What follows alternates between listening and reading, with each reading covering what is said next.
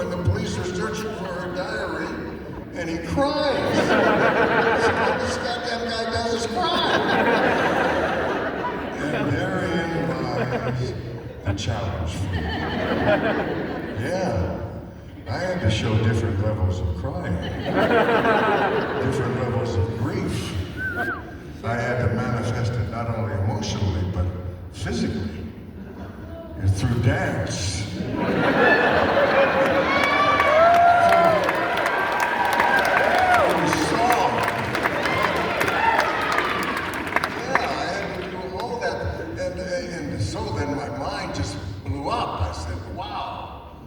My imagination just took fire, and I thought, God, there's a billion things I could do with this.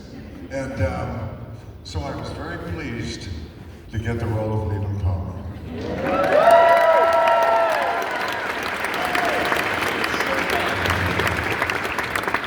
a little bit forward now to the filming of the pilot, I wanted to talk about the first scene you're in. Do you remember the moment, the filming of the moment where you're in Ben Horn's office and he spits into the fireplace? How did that moment come to be? What do you remember about that? The moment when I find out? Well, no, before that, when Ben spits in the fireplace, when you're talking about the... Oh, he spits in the fireplace? Yes. How did that happen? Do you remember that moment? It's not one of my favorite moments. I remember sitting there on the couch, watching him spit in the fireplace, and I thought, gee, how gross is that? Why did you do that? But, it was one of those great, off-the-cuff David Lynch moments when he said, yeah, hey, spit in the fireplace. It had some impact, I believe, and it certainly did on me at the time. Yes. Thank you, Ray. We have a lot of moments like that, that were just immediate of the moment, and we did them, and a lot of them turned out well, and some of them didn't turn out so good. But I think all the well moments are the ones you saw. So, yeah. Thank you. So, Dana. I wanted to talk a little bit about Bobby's relationship with Major Briggs, which is quite wonderful how it develops. And one of the big turning points is the scene in the season 2 premiere, where Major Briggs tells Bobby the vision of his future, and Bobby gets very emotional. An amazing scene. And I'm curious, how did David direct this scene? And how was it for you having to basically play that kind of change in Bobby?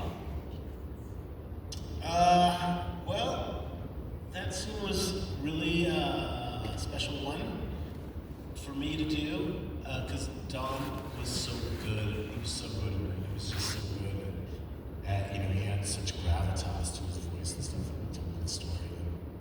And, in television you shoot close-ups, so they shot Don's side of the scene where he tells the whole story. It's beautiful. Shot it. It's perfect. And then they turned around for me, and they were doing it, and I just wasn't it just wasn't hitting the way it should have been for me. And so the crazy thing was that I was on camera and Don was off camera, and David Lynch took Don aside, and they had a conversation over in the dark somewhere, and then they came back. And when they started rolling again, Don started telling me the dream off camera. He was off camera, and he started crying slowly during the whole thing. And it just made me cry because he did it. So the reaction that you see from me is from him off camera crying for me. So, it was like, as an actor, it's like a gift. It's a gift that you would give someone. He was amazing. So that was an amazing thing that Don did for me as a young guy.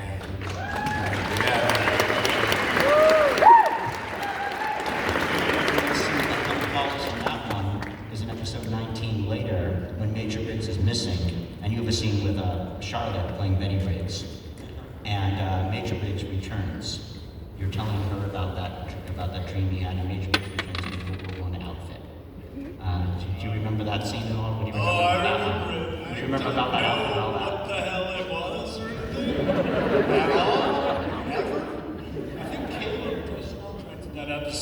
So I loved working with Caleb. He was an amazing guy. He's amazing sometimes. If you don't know his work, you should. But he directed a bunch of the episodes, and he directed that one. And man, I remember not knowing anything about that stuff. I never spent any time in the Black Lodge, in the Red Room, or any of that stuff. So all that stuff was like, huh? For me, I was like, oh yeah, it's back. What? And the reaction was the same for me as Dana, the actor, as it was for Bobby. It's funny. I haven't thought about that in a long time. Thank you, Dana. Yes. Was that the second season? Yeah. Well, It was the first. It was later in the season. Yeah. I remember calling up James and saying, "Who is that lady that you're living with or something?" And he said, "I don't know." I've got another season 2 question for Harry here. Harry, what are your memories of filming the scene with the fashion show and the pine weasel? And Kimmy, you can add anything you want to this too. That was so much fun. I didn't know what to expect, and Ian Buchanan just blew it out of the water. Of course, getting bitten on the nose. But I do want to tell a strange story. Is when I was dancing with David Duchovny. I had never met him, and he was dressed up as a woman. And he said, "Where are you from?" And I told him. He goes, "Oh." He goes, "My grandfather's from there." I went, "What?" I said, "Who was he married to?" And he told me. And Lester raised me, but married David's grandmother. I found that out in that scene.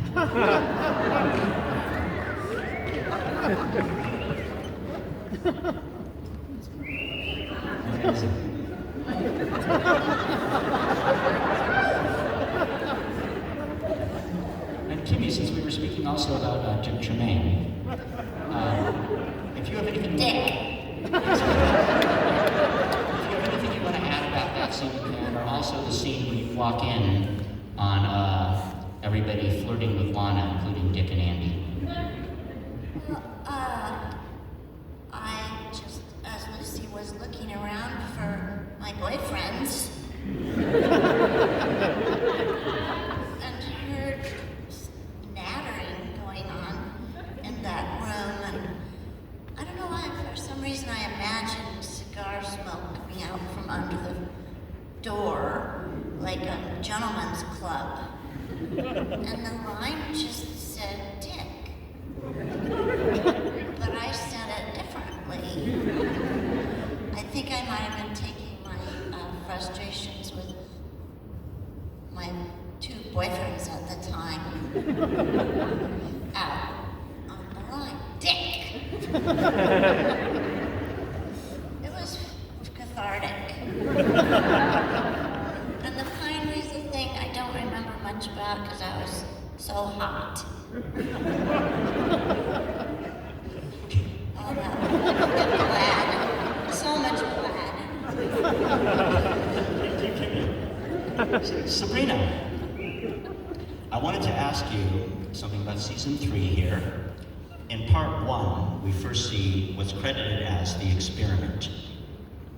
In part 8, we see the experiment again, spitting out all of these eggs and the bob orb. So my question is, whatever you can say about this, how was the experiment, the look of this described to you, and how was it achieved on screen?